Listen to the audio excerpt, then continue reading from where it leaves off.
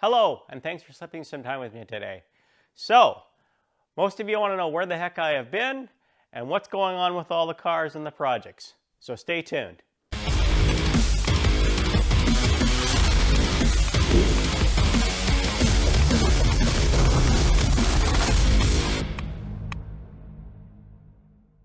Well, thanks for tuning in. After a few months of not having any footage or any videos coming out, I want to thank to all of you that basically I got emails, I got messages, some comments. People follow me anyway of Facebook stuff, messaging, wondering what the heck was going on, when I'm going to post videos, if everything's okay. Yeah, everything's okay. I had general life, happens to all of us. You gotta get caught up in things, and some family things were going on we had to deal with. I had some non-car related projects, which I could have maybe videoed them, but I don't know if you want to see what I'm doing to my yard and my house and all those things, but I had to get some stuff done. Had to help some other family with some other projects as well. So yeah, it's just been busy. You know, a few months went by just really fast. But what I want to do in this video is kind of catch you up with what's going on, where the cars are at. Not entirely a lot has changed in most of it, but I can tell you what the future is going to bring and where we can get going on a few things. And obviously there's going to be a lot more than what I'm going to talk about, but this is just to get things going again and rolling again, like many of you have been asking for. So let's go through, well, we'll start with what's going on around here anyway. So let's go get the camera. Okay, what we got here is a 98 Talon, and it's my daily driver. It runs really well. I've basically been driving it all summer, put a few kilometers on it, miles, and all it really needs, or all I want to do with it, because I just keep it as a daily driver, is the door handle. It's got the dreaded second generation DSM, Eclipse, Talon, whatever, the failure. So I did order one. Comes in, you know, non-painted, so I've got it painted. I gotta clear it. I'm gonna polish it and clear it yet, and then I'm gonna put it in. So I may show you a video on how to put that in. They're a little bit of a, you know, you're gonna swear a few times when you're trying to put this in, because to get in behind here is a little sucky. I'd have to tell you that. I've done a few, and it just doesn't get easier, to be honest. All right, let's go to this 90 Talon that I've not done a lot with this. I've started it a few times, talked about it a few times. This is, I'm original owner of this 90 Eagle Talon. Bought it new then, obviously, and it's been through a few iterations, no doubt. I'll show you guys something on it here. What's happened? So keep in mind, this is 2006 I had this set up.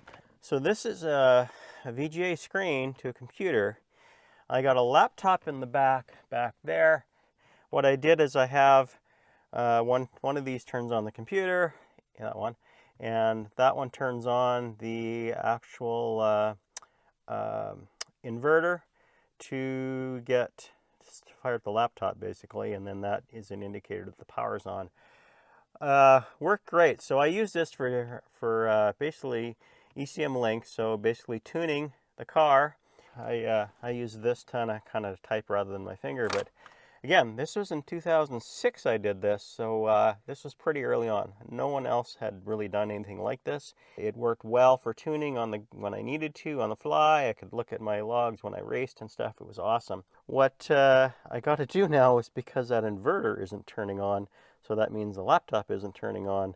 And I wouldn't doubt if I got to change the laptop battery, because it's been sitting a little while. It did work last year. This year I tried to fire up the car, which it does fire up, but I got no laptop. Not that I'm doing any tuning right now, but I can't do any adjustments. This, I was hoping maybe to take this for maybe even a race this year, but I don't think I'm going to have time, because again, just the life thing I talked about earlier. So that's the 90 Talon. Now, I may do a few other things later on with this. It's got 288 Crower cams, which are fairly square, and streetable, it's not as sensible. It was really good for racing. It could breathe really well, and I may leave them in, but I may drop that down to 272s.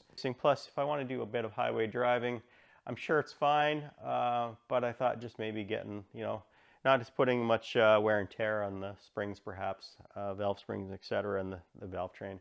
But I don't know, we'll see. Cams are getting harder to find and expensive as well, like everything on these. So I might just leave them in. Mind you, I could sell the 288s probably if I swap them out. So there's that too. Might do a few other little tweaks on it, but probably not too much on that one other than that, but you never know. That's a part of what I'm going to talk about next. That's another part, which is the chassis of a 1989 Lotus Esprit Turbo. I got a dry ice blast this. I got somebody set up in another city near me, and we can get this done up. I just haven't arranged it yet because I haven't had time. On all this Lotus stuff, I've been having trouble getting painters. Everyone in, I think, everywhere, I don't know if it's the world, but definitely North America, is having trouble getting painters, good painters, to do just cars like these where you want to do projects. They all want to do the insurance game. If it's an insurance claim, which they can charge basically a lot, they guaranteed the money, so they don't have to deal with, you know, customers, usually direct with insurance, etc. And that's what I'm finding out. So somebody I had used for years and years and years, painted probably 4 of my cars now, did really good work. They just won't fit it in, and I get it. It's money for them. It's better money than what I'm paying probably, or you know, I even try to give it to them to let them fit it in a little bit, but they just won't. They don't have the time. They're booking, you know, months into already. They don't really need my work, mind you. It was frustrating a little bit just because I gave them lots of business in the past when things were slower, and now that they've picked up business, they kind of throw me to the side a little bit. Anyway, so I had a painter. I waited. You know, it seemed like every 4 months, bring it by, bring it by, bring it by, and then a year and a half goes by, and nothing's happened. And finally, I just said, "Are you ever going to get it done?" And the honesty is, he wasn't sure. So I went and looked for another painter. Took a while to find one, especially one that has a good reputation, that's going to do a good job. So I did find one. He's going to do it. Don't know when he's going to do it, but that's what's going on with the Lotus Esprit. So what I got to do next is I got some measurements for him. If you go back into my videos a little bit, where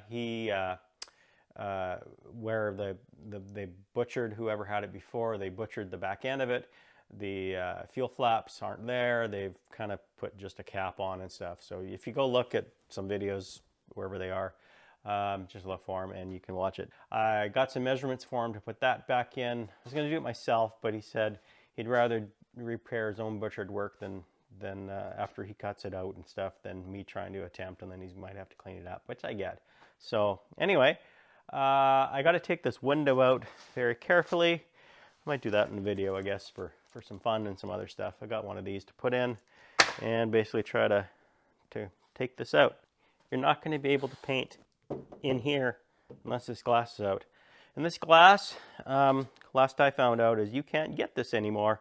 So I got to be very careful when I try to take this out, because I can't find another replacement, and I need this glass, obviously. So we're going to try and hopefully, with another person, try to get this out. Okay, we'll go up to the top of that one. I think the last time you seen that, I had the transmission out. Well, let's have a look where we're at now. Yeah, transmission out. So, and it's still sitting over here, all ready to put in. What I'm deciding to do with this is, I was going to have it basically plunked in for summer. I never got that going. It's August already, kind of early August, but I might just throw it back in for now just to get it off. But the plan, I think, over winter is basically to take all this out and kind of refresh it. I might put a T5 transmission in rather than the top loader 3-speed that it's got in, and give that a shot, and then clean up a few things. I've got a real main seal that's leaking there that I got to change out, and I got an oil pan. I've got some parts that are sitting over here somewhere, yeah, in here, and that's basically what's going on with that one. So we will get to that one. I don't know what order I'm going to do any of these things. It might be kind of doing one and then get to the other one, then go back to it. We'll see. Next one, this 97. By the way, in case you're wondering what this car is, it's a 75 Comet GT, and there's a story behind that one in previous videos if you want to tune in. There it is. But that's the oldest car I've got right now, and everything else is a little newer, but not new by any means. This is a 97 Eagle Talon that There's a bit of door damage, but I got another door for it. These side strakes obviously are gone. They only made them in 97, 98 Talons, not Eclipses, but Talons. I managed to find the unicorn ones here that somebody sold me for a lot of money, by the way. Yeah, parts like that are now getting so hard to find that people know what they're worth, and if you want them, you got to pay. This has a rear battery, but that's actually not what the problem is. So I started this thing, and it ran for 30 seconds, and then it died. And basically, what the deal is I've traced it down to I think it's a fuel pump or something going on with inside the fuel. So I think we're going to do a fuel pump change on it. And I'll show you how I'm going to do a video basically how to troubleshoot that when you've got that kind of problem and why I suspected that. And then how to change it out. Basically change the fuel pump out on one of these cars. And I've started, but I'm going to reverse back because I got videos on kind of how I started. But I still got to take it out there and we'll get it running again. Like I said, I got some more work on this car other than that, but that's where I'm going to start. So that's what's going on here. Now I've got some cars out there. So let's open this door and go outside.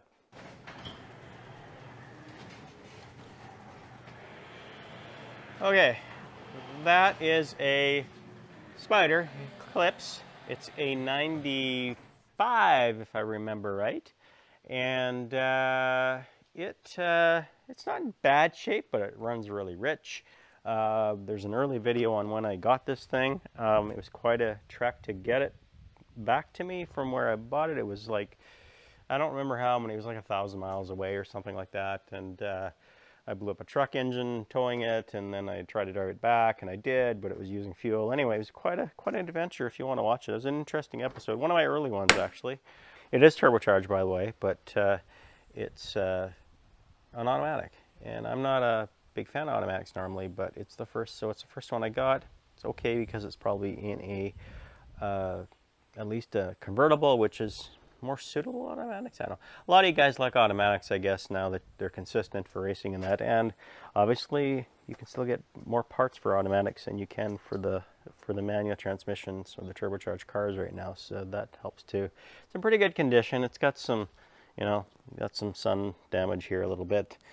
That's the only thing wrong with the roof, but other than that, it's pretty good. So the first thing I'm going to do with this thing is kind of get it running and tuned up a little bit because it's running really rich. It's like extremely rich. I bet you it's delivering twice the fuel.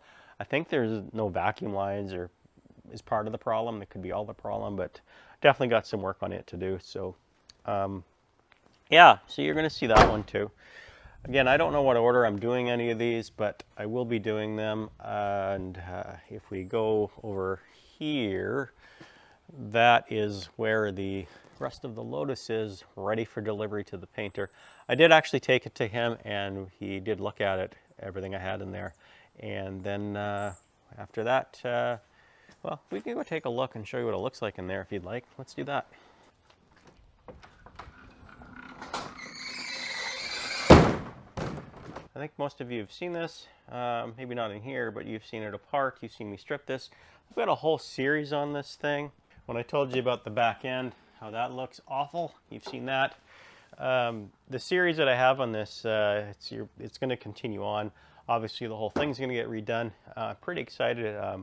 There's not a lot of people out there. There's a few of us on YouTube that have restored a Lotus Esprit, but there isn't too much out there. So I think it's kind of cool content for people. By the way, these are supposed to be fuel flaps that I got. They obviously need to be redone.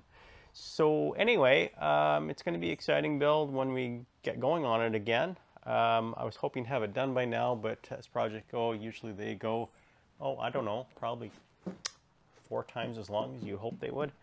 Anyway, even though I'm saying I had trouble finding a painter and that slowed me down, life, again, has slowed me down as well. So that's the deal with this one.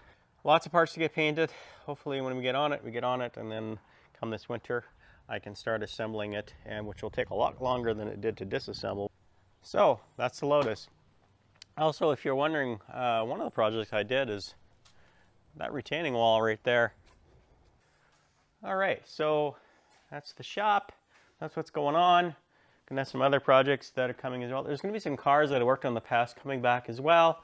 Yeah, so look forward to that. You probably know which ones they are, and if you don't, it'll be a surprise. For those of you that haven't subscribed, now's the time to, and then you'll make sure you catch all that stuff, plus much more coming. For those of you that are already subscribed, thank you so much for tuning in. If you could share this as well, that would be awesome. It helps us out and grows the community, which is what we want to do. Also, please comment. Comments are great. Tell us what projects you're working on too. That would be wonderful if you could do that. You guys motivate me, honestly, as much as, or probably more than I motivate you possibly too, or entertain you maybe. I don't know. Anyway, yeah, let me know what you're doing out there. That'd be great if you could do that and get the community going, and see if we can help each other as well, which would be nice to do. What else? Thanks to all of you that really did care what was going on with me, whether you were just wanting to watch a video that wasn't coming out and you're missing that was good. Those of you that was wondering if I was okay, yeah, I'm okay, everything's good.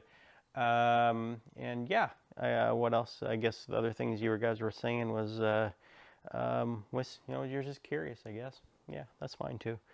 Again, I don't know what I'm going to do next, but one of these things will be next anyway, and we'll get a video hopefully sooner than later, so you don't have to wait so long for them. Thanks again so much out there. Really appreciate the views and the encouragement and the concern I guess you guys had as well. And until the next time, so what's my Stay Pretty? No, that's not. That's someone else's. DD Speed Shop. What's he do? He doesn't do anything. I don't know. What do I do? What is it? I think you guys know what it is. Oh yeah. Always enjoy life and make it something. I don't know.